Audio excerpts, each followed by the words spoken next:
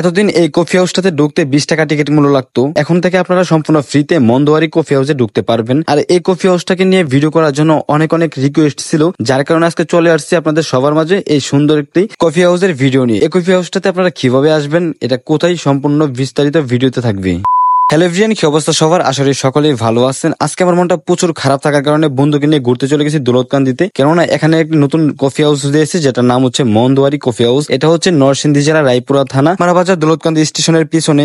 স্টেশনে আসলে আপনারা খুব সুন্দরভাবে দেখতে পারবেন যে একটি মন্দোয়ারি কফি হাউস রয়েছে, যে কফি হাউসটা এতটাই সুন্দর, প্রাকৃতিক পরিবেশে সুন্দরভাবে বানানো হয়েছে এবং এটা উদ্বোধন করা হয়েছিল ঈদের দিন। আর ঈদের দিন এত বেশি ভিড় ছিল, যার কারণে তারা বাধ্য হয়ে 20 টাকা টিকিট মূল্য করে ফেলে। কেননা এখানে এত বেশি মানুষ ছিল যা বলার বাহিরে, তাদের সামলানোটা অনেক কঠিন হয়ে গেছিল, যার কারণে 20 টাকা টিকিট মূল্য করে কিছুটা কন্ট্রোল আনার চেষ্টা করছিল। কিন্তু এখন থেকে আপনারা সম্পূর্ণ ফ্রিতে এই কফি হাউসে যেতে পারবেন, ঘুরে আসতে পারবেন, কিছু খাইতেও পারবেন। কিন্তু আমি এখানে যাওয়ার পরে এত বেশি ভিড় দেখতে পারছিলাম, যার কারণে কিছু খাইতেও পারি নাই, বা খাবারের মান কিরকম, খাবারের দাম কিরকম কোনোটাই আমি জানি না। কিন্তু চেষ্টা করবো নেক্সট কোনো ভিডিওতে আপনাদেরকে দেওয়ার জন্য খাবারের মান এবং খাবারের দাম কিরকম। কিন্তু রায়পুরাবাসীরা চাইলে কফি হাউসটাতে আসতে পারেন। অনেক মন খারাপ থাকা সত্ত্বেও যখন আমার ভালোবাসার মানুষদের সাথে দেখা হয়ে যায়, তখন আমার মন এমনিতেই ভালো হয়ে যায়। তো আজকে আমার অনেকগুলো ভালোবাসা মানুষের সাথে দেখা হয়েছে, অনেকের সাথে ছবি তুললাম, ভিডিও করলাম, কিন্তু আবার অনেকের সাথে ভিডিও তুলতে পারি নাই, ছবি তুলতে পারি না, তার জন্য দুঃখিত। কিন্তু এখানে যাওয়ার পর যেহেতু তো ভালোবাসার মানুষ খুঁজে পাবো, তা কখনো কল্পনা করতে পারছিলাম না। আর এই জায়গাটা তো আমি আবার আপনাদেরকে বলি, রায়পুরা থানার মহেশপুর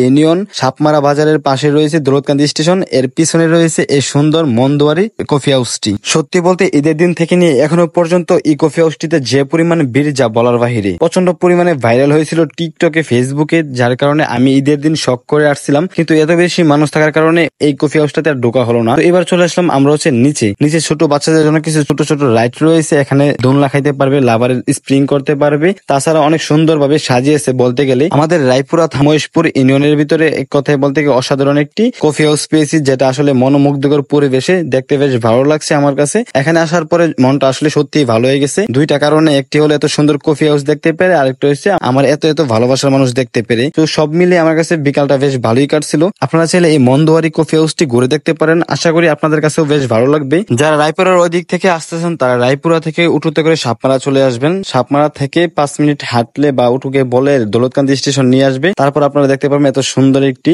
মন্দোয়ারি কফি হাউস। তো চলেন এবার আপনাদেরকে দিনের বেলার ভিউটা তো আপনাদেরকে দেখালাম, এখন আপনাদেরকে দেখাবো রাতের বেলার ভিউটা মন্দোয়ারি কফি হাউসের কতটা সুন্দর। দিনের বেলা যতটা সুন্দর লাগছিল আমার কাছে, রাতের বেলা ঠিক ততটাই ভালো লাগছিল। জানি না ভিডিওতে আপনাদেরকে কতটা সুন্দরভাবে তুলে ধরতে পারছি, বাট আমার কাছে দিনের বেলা যতটা সুন্দর মনে হয়েছিল, রাতের বেলা ঠিক এতটাই সুন্দর মনে হয়েছে। আমার কাছে ঘুরে দেখতেও বেশ ভালো লাগছে। আপনারা অবশ্যই এই মন্দোয়ারি কফি হাউসটি ঘুরতে পারেন। আমার কাছে যেহেতু ভালো লাগছে, আশাবাদী আপনাদের কাছেও বেশ ভালো লাগবে, কারণ প্রাকৃতিক পরিবেশে খোলামেলা জায়গাতে এই কফি হাউসটি বানানো হয়েছে। তো আজকের ভিডিওটি এখানে শেষ করে দিচ্ছি। সবাই ভালো থাকবেন, সুস্থ থাকবেন, দেখা হবে নতুন কোনো ভিডিওতে আপনাদের সবার সাথে। ততদিন পর্যন্ত নিজের খেয়াল রাখুন।